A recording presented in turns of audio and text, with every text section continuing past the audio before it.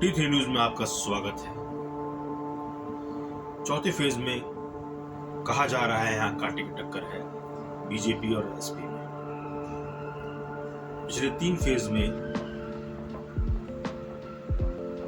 SP का पलड़ा भारी रहा है, बीजेपी को नुकसान हुआ है ऐसा माना जा रहा है।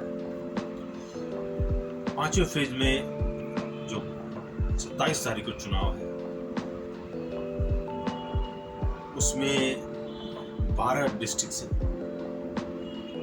अवध और पूर्वांचल के इलाके हैं, अमेठी, बाराबंकी, प्रयागराज, गोंडा, प्रतापगढ़, ये सब इलाके हैं। 61 सीटों पे चुनाव होना है।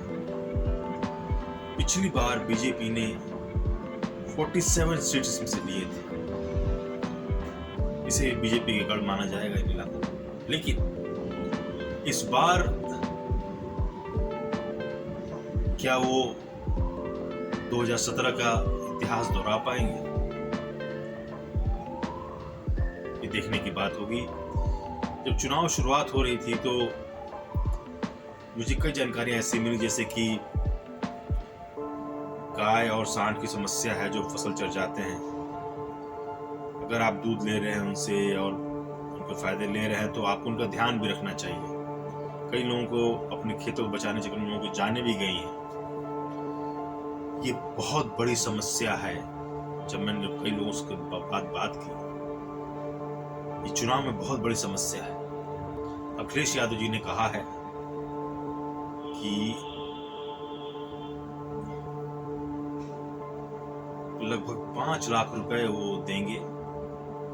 योगी जी ने कहा है कि 900 रुपए उनके रख रखाव दिए जाएंगे। लेकिन ये सब चीजें पहले सोचनी चाहिए थी कि ये चुनाव में कैसे इतना बड़ा मुद्दा बन गया है, और क्योंकि लोगों को नुकसान हुआ है और ये जो क्षेत्र अभी चुनाव में भी आ रहे हैं इसमें बहुत बड़ा मुद्दा है और ये बीजेपी के खिलाफ जाएगा।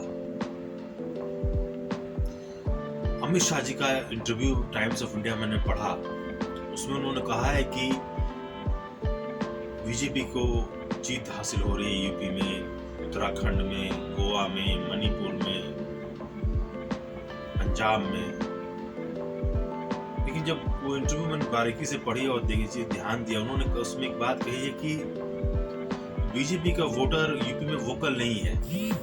वो वोट जरूर देगा लेकिन वोकल नहीं, इसलिए अंदाजा लग नहीं पा रहा है। लेकिन मैं अमित शाह जी से बता दूं कि सबसे ज्यादा यूपी में किसी का वोटर वोकल है तो बीजेपी का है। तो जो वोकल नहीं है वो कहां वोट दे रहा है वो खुद समझदार है। अयोध्या में चुनाव होने जा रहा है। रघुकुल रीति सदा चली आई, प्राण जाए पर वचन न जाए।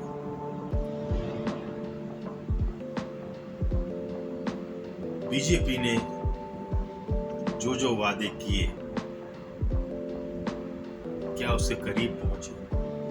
क्या उन्हें निभाया गया है? क्या वो वचन निभाए गए हैं?